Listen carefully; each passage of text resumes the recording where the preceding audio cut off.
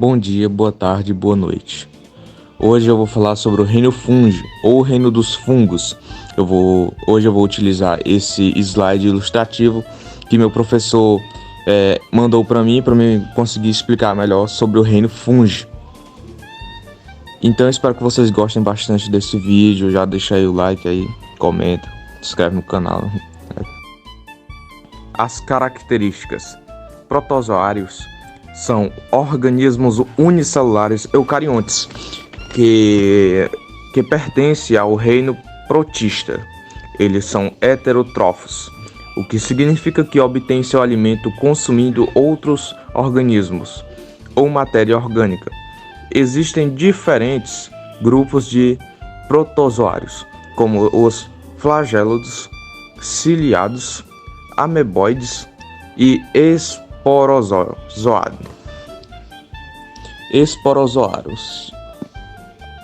As algas também são organismos eucariontes, mas também podem ser unicelulares ou multicelulares. Elas são autótrofas, o que significa que são capazes de realizar fotossíntese para produzir seu próprio alimento. As algas As algas podem ser encontradas em ambientes aquáticos como oceanos, lagos e rios e desempenham um papel importante na produção de oxigênio e na cadeia alimentar aquática.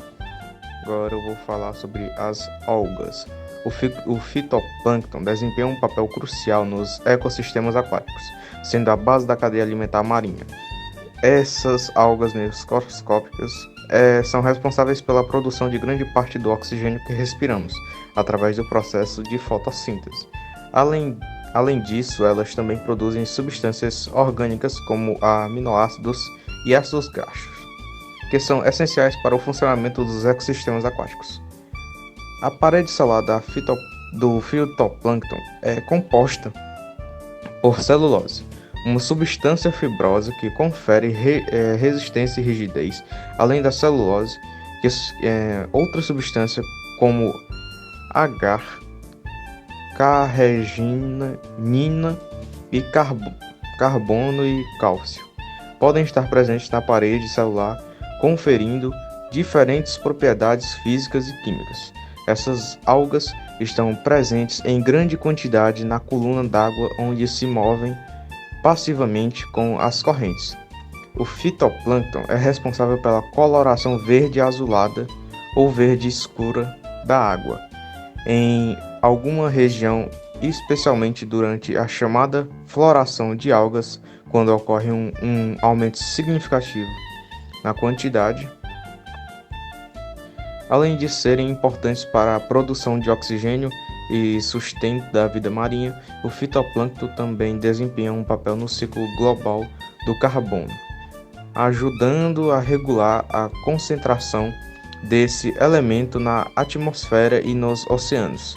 Em resumo, as algas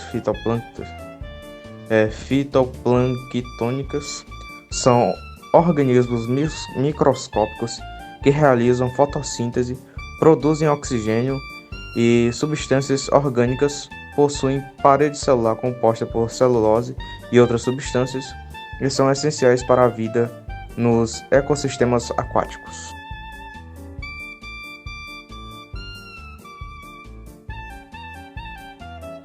Agora eu vou falar sobre as algas verdes, marrom e vermelha. As algas verdes, também conhecidas como clorofitas, são um grupo diversificado de algas que podem ser encontrados em diferentes ambientes aquáticos. Elas possuem clorofila A e B, o que lhes confere uma cor verde característica. As algas verdes são autótrofas e desempenham um papel importante na produção de oxigênio e na fotossíntese. Já as algas marrons ou felfitas são algas multicelulares que geralmente são encontradas em ambientes marinhos. Elas possuem pigmentos adicionais como fulcoxantina que lhes dão uma coloração marrom. As algas marrons são autótrofas e desempenham um papel importante na formação de ecossistemas costeiros. As algas vermelhas ou rodofitas são algas multicelulares encontradas principalmente em ambientes marinhos. Elas possuem pigmentos adicionais como o ficocionina e a ficoeritrina, que lhes confere uma coloração vermelha característica.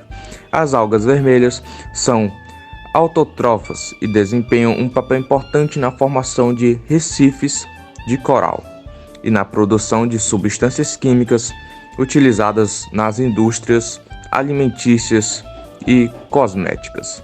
As algas douradas ou crisofitas são um grupo diversificado de algas unicelulares ou multicelulares que podem ser encontradas em diferentes ambientes aquáticos.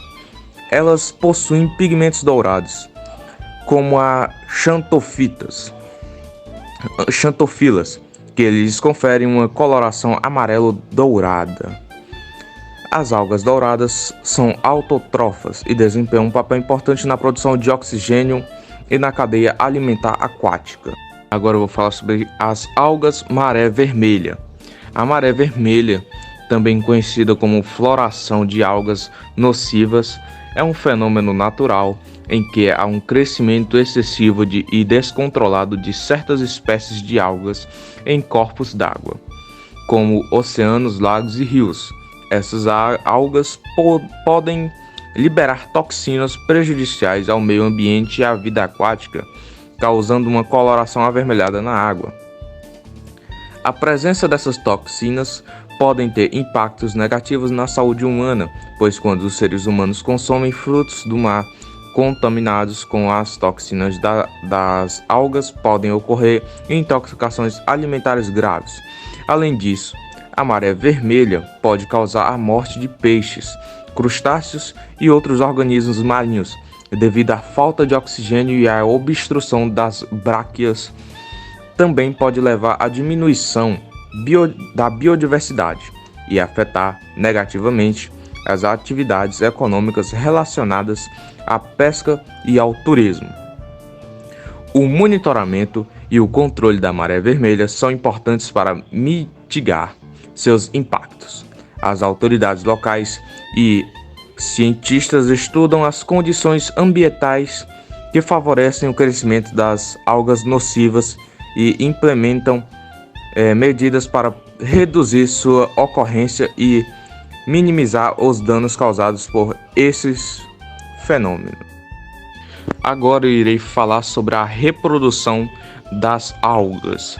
As algas possuem diferentes formas de reprodução que podem variar de acordo com o grupo e espécie específica. Vou mencionar algumas das formas de reprodução das algas.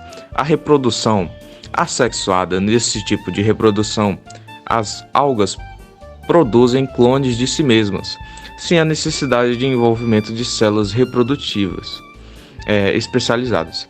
Isso pode ocorrer por meio da divisão celular simples, fragmentação ou formação de estruturas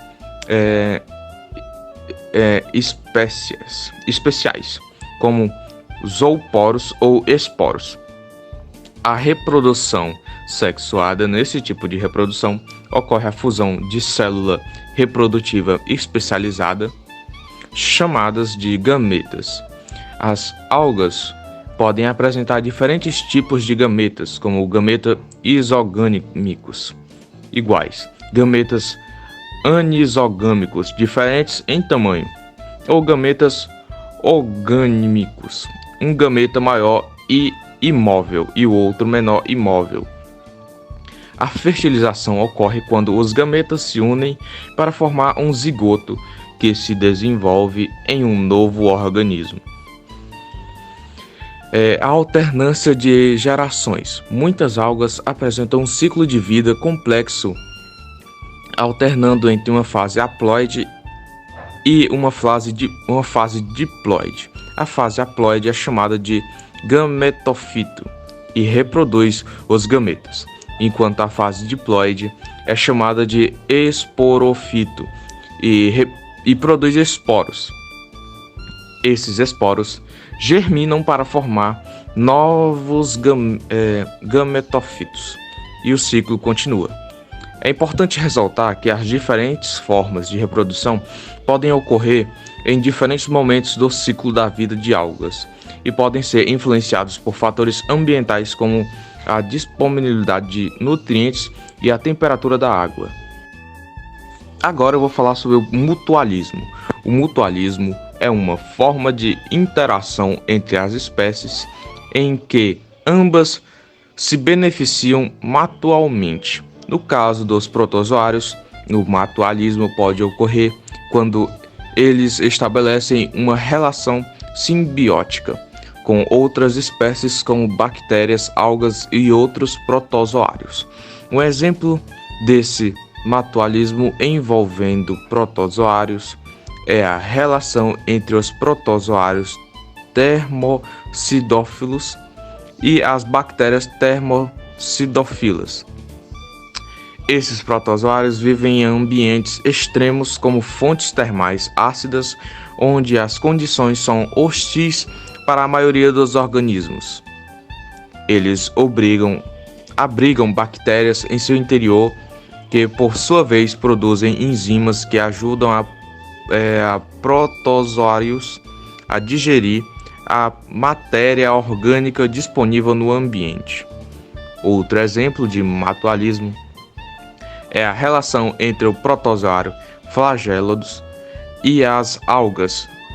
Alguns protozoários possuem algas simbióticas em seu interior, que se realizam fotossíntese e fornecem nutrientes para o protozoário. Em troca, o protozoário fornece proteção e um ambiente adequado para as algas crescerem. Essas relações mutualísticas são importantes para o equilíbrio ecológico dos ecossistemas, em que os protozoários estão presentes, contribuindo para o ciclo de nutrientes e a produção de biomassa. Agora eu vou falar sobre a classificação desses tópicos. A classificação, vamos lá. Filosarcodina.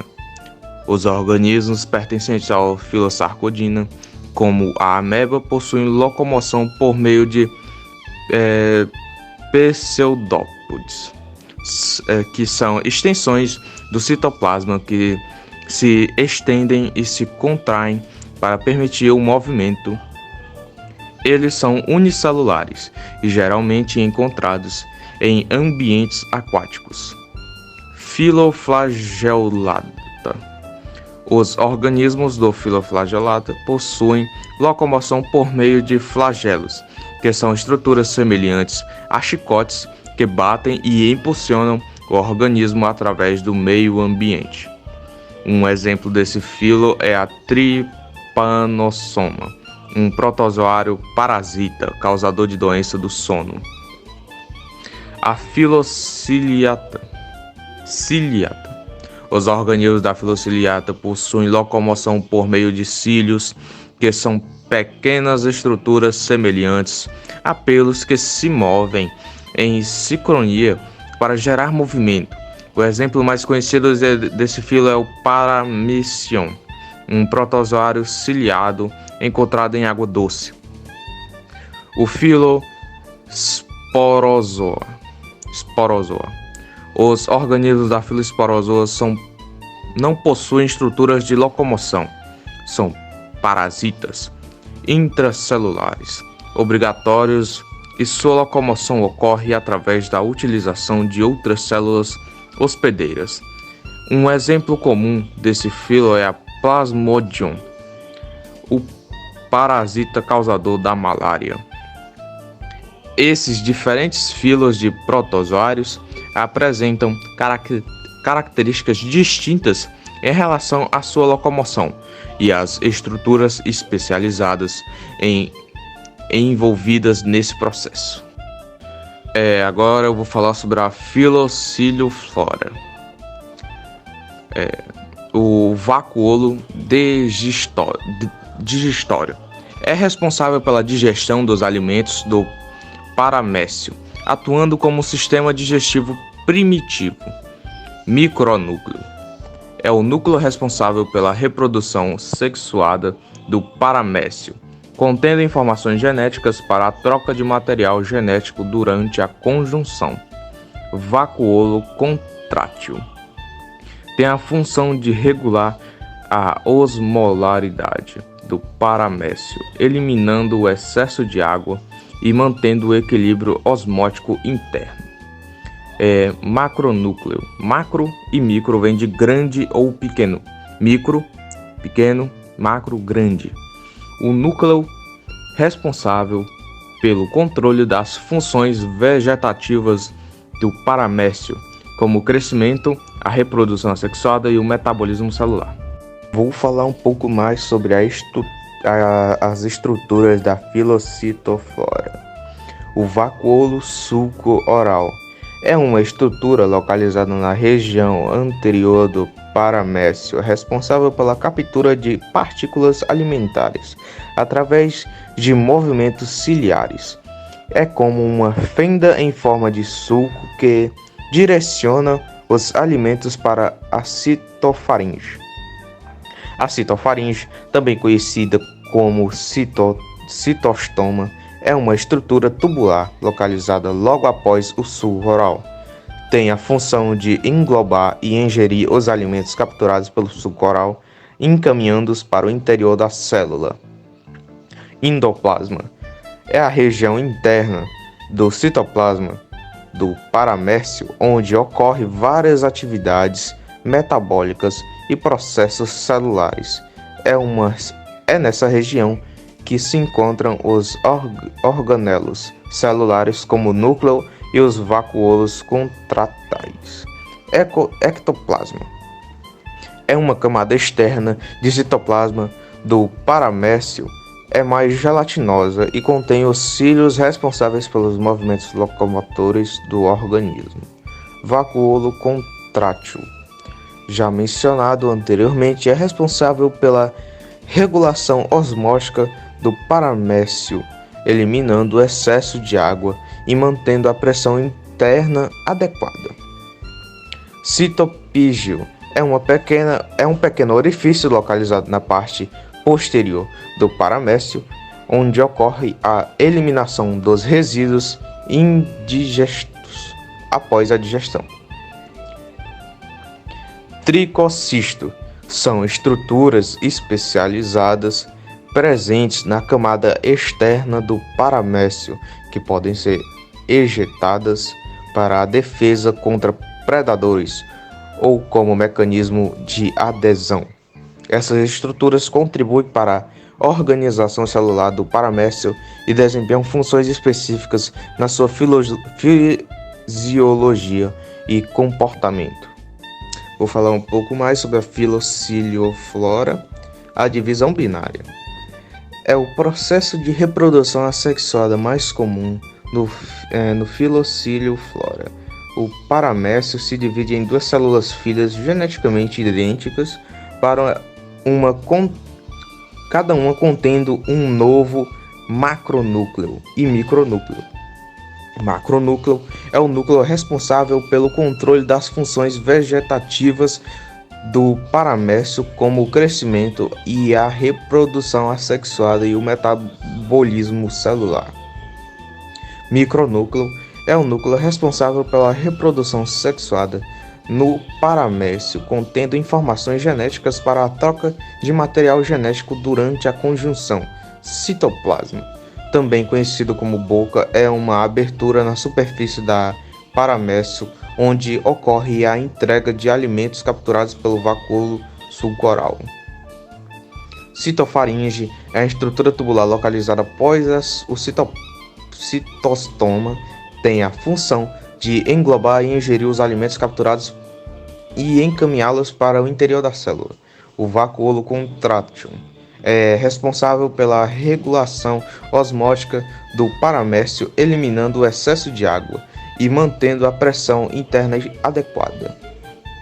Citoplasma é a região gelatinosa que preenche o interior da célula do paramécio, onde estão localizados as diferentes organelos celulares e onde ocorrem várias atividades metabólicas. Cílios são estruturas semelhantes aos pelos presentes na superfície do paramécio, onde os cílios são responsáveis pelo movimento locomotores do organismo, permitindo que ele se desloque e capture alimentos.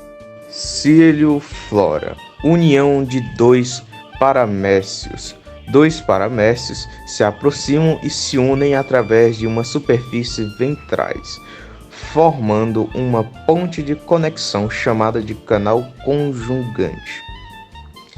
Meiose dos micronúcleos. Dentro de cada paramécio ocorre a meiose nos micronúcleos, resultando em 4 micronúcleos haploides. Degeneração de 3 micronúcleos. 3 dos 4 micronúcleos haploides degeneram, enquanto o quarto mantém-se intacto. Meiose e degeneração de 4 núcleos. O micronúcleo restante sofre mitose sucessivas, resultando na formação de 8 micronúcleos haploides idênticos. 4 desses micronúcleos degeneram. Função dos micronúcleos é a recombinação.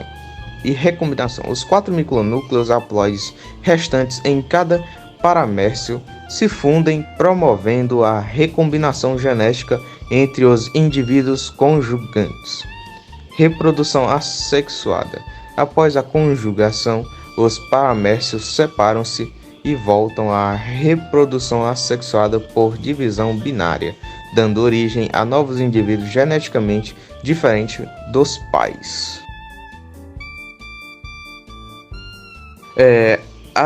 As protozoides são doenças causadas por diferentes grupos de protozoários. Aqui estão algumas das doenças mencionadas e seus respectivos grupos de protozoários.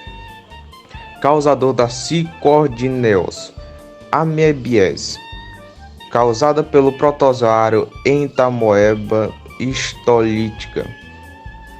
Causadas por flagelos, doenças de Chagas, causadas pelos protozoários Trypanosoma cruzi giardiense, causado pelo protozoário Giardia lamblia. Causados por aplicomplexos. Malária, causado pelo protozoário Plasmodium sta. Toxoplasmose, causado pelo protozoário Toxoplasma gondii.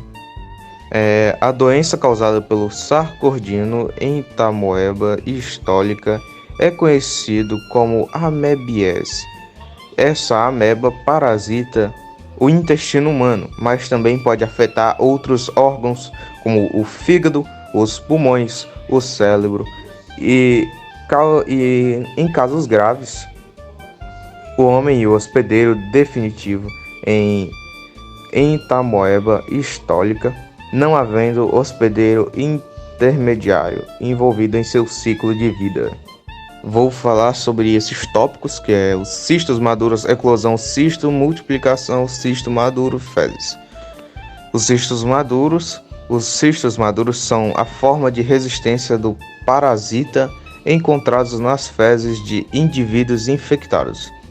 Já a eclosão, os cistos maduros são eliminados nas fezes e podem contaminar o ambiente. Cisto. Os cistos são ingeridos por meio da água ou alimentos contaminados. Multiplicação. Dentro do intestino humano, os cistos liberam trofosóitos que se multiplicam e se alimentam de tecidos intestinais. Cistos maduros. Parte dos trofosóitos se transformam novamente em cistos maduros que serão eliminados nas fezes, reiniciando o ciclo. Agora eu vou falar sobre o fungos, parede celular e outros. Vamos lá. Os fungos são organismos eucarióticos e heterotróficos, o que significa que obtêm seus nutrientes de outras fontes. Eles possuem uma parede celular composta principalmente de quitina. Os fungos podem ser encontrados no solo, na água e também podem agir como parasitas em alguns exemplos de fungos incluindo bolores, cogumelos, orelhas de pau e levaduras. A maioria dos fungos são multicelulares e são compostos por estruturas chamadas de hifas, que se agrupam formando o melício. Os fungos podem se reproduzir tanto de forma assexuada quanto de forma sexuada, permitindo a diversidade genética e a adaptação às diferentes condições ambientais. Agora eu vou falar sobre a reprodução dos fungos.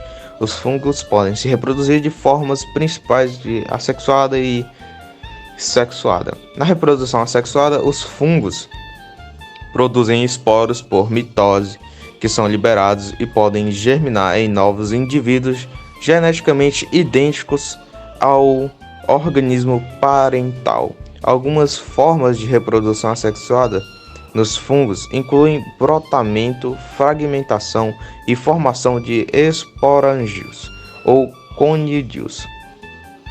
Na reprodução sexuada, ocorre a fusão de gametas ou células especializadas de dois indivíduos diferentes, resultando na formação de um zigoto.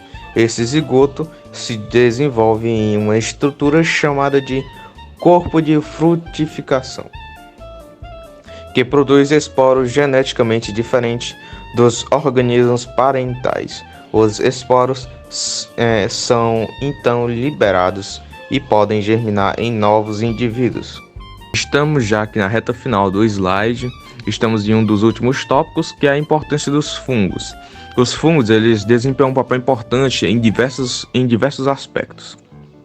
O primeiro deles é a decomposição. Os fungos são essenciais na decomposição de matéria orgânica, contribuindo para a reciclagem de nutrientes no ecossistema. Simbiose. Alguns desses fungos estabelecem relações simbióticas benéficas com plantas, formando micorrízas, que ajudam na absorção de nutrientes do solo. A produção de alimentos. Muitos alimentos são produzidos com a ajuda de fungos, como o pão, o queijo e a cerveja. Indústria. Os fungos são utilizados na produção de medicamentos como antibióticos e antifúngicos, além de serem úteis na produção de enzimas e indústrias e na biotecnologia. Patógenos. Alguns fungos podem causar doenças em plantas, animais e humanos, como o onicomicose, uma infecção fúngica nas unhas. Mitocôndria é quem faz respiração. O ribossomo sintetiza proteína e montão. O complexo de Golgi armazena a secreção.